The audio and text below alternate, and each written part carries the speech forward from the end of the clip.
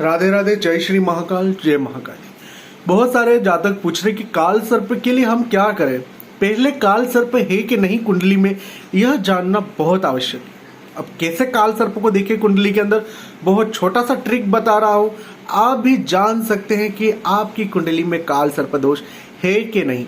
मैं आपका अपना astro Acharya Raja Upadhyay, gold medalist, expert vastu.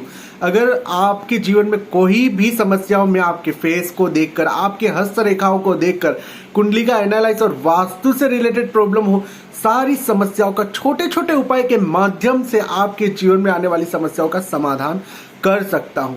भगवान नहीं हूं, लेकिन आधार के माध्यम से आपके जीवन में आ रहे सारे संकटों को रोक सकते हैं। तंत्र विद्या की गई हो तो भी कुंडली के अंतर्गत पता चल जाएगा कि आपके ऊपर तंत्र विद्या है या नहीं। करना क्या है, आपको मेरा अपॉइंटमेंट लेकर आप मुझसे बात कीजिए, आपको बहुत अच्छा लगेगा। 70% तो समस्या आपके मुझसे बात करने से ही दूर हो जाती है। चलिए अपने टॉपिक पे आते हैं। तो मेरे प्यारे दर्शकों, आपको मैं बताने जा रहा हूं कि काल सर्प दोष कैसे होता है। जैसे अगर लग्नेश के अंदर, लग्नेश के आसपास कहीं ग्रह राहु केतु विराजमान हो, जैसे केतु होगा तो केतु के सारे एक ही चक्र के अंदर बाकी सब ग्रह आ जाए और लास्ट में राहु रह जाए, तो वह संपूर्ण काल सर्प दोष माना जाता है।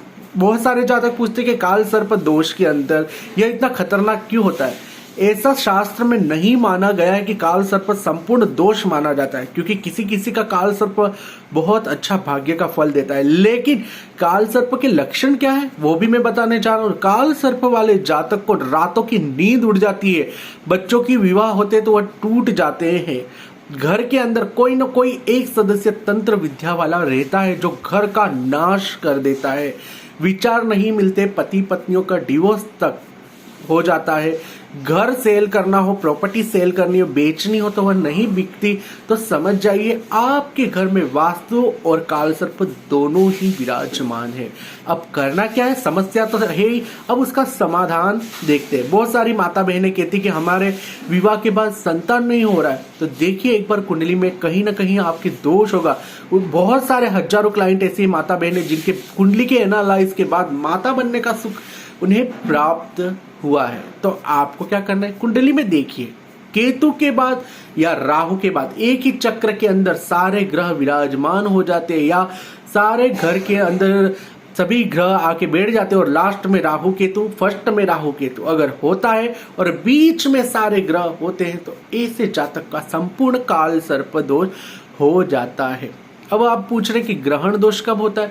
जब भी चंद्रमा के साथ या सूर्य के साथ ग्रह बैठ जाते हैं तो पितृदोष और ग्रहण दोष का अमावस्या के दिन जन्म जातक का भी ग्रहण माना जाता है। अमावस्या कहते हैं बहुत सारे कि ये अमावस्या का पैदा हुआ, आप जानते हैं पूर्वज लोग कहते हैं अमावस्या वाला बच्चा बीमार रहता है, दोष से पीड़ित रहता है, उसके कारण घर में संकट आता है। ये सब मानना नहीं चाहिए, लेकिन हालांकि दोष तो दोष ही होता है, उसका उपाय जरूर करना चाहिए। जैसे आपको मलेरिया हो गया, टाइफाइड हो गया, कुछ भी बीमारी होगी तो आप क्या करते हो, अपन खुद तो अपनी ट्रीटमेंट नहीं करते, तो आप डॉक्टर के पास जाते। तो अगर हमें इतना सारा पैसा नहीं है हमारे पास कि हम डॉक्टरों को दे सके, तो आप हमारे कुंडली का एनालाइज करवा के हमारे माध्यम से अपने जीवन में आ रही सारी समस्याओं का समाधान प्राप्त कर सकते हैं। एक छोटा सा उपाय बता के जा रहा हूं। जिन माता बहनों को धन से रिलेटेड समस्या आती रहती है वह क्या करेंगे, पूर्णिमा का तो व्रत तो जरूर कीजिए, लेकिन पूर्णिमा के दिन किसी ब्राह्मण की सेवा जरूर कीजिए। हल्दी वाला तिलक उनके पैर में करके अपने मस्तक पे लगाइए, देखिएगा बृहस्पति बहुत अच्छा होने लगेगा। और दादा दादी की भी सेवा कीजिए। अगर दादा दादी नहीं है तो ब्राह्मण के घर में अपना व्यवहार अच्छा बनाइए और उनकी सेवा करने लग जाइए। फिर देखिए 7 दिन के अंदर क्या चमत्कार होता है। कुंडली का एनालाइज कराना है तो मेरा अपॉइंटमेंट मुझसे लेकर मुझसे बात जरूर कीजिए। जय श्री महाकाल।